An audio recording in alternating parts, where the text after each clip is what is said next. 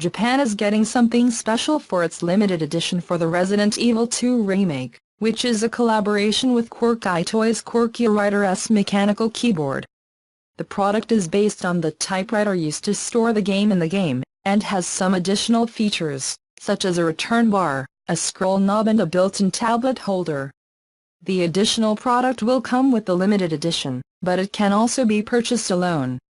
The keyboard is charged via a USB cable and additional keys can be used to simulate functions on Bluetooth devices. For example, the return bar can act as the enter key, while the knob can be set to adjust the volume or to scroll the page. The purchase of the limited edition will additionally grant buyers a roll of adhesive tape in a container in the form of ink tapes used to store on the typewriter. There is also a premium edition that costs 99,800 yen that will also include the other physical content detailed above for other regions.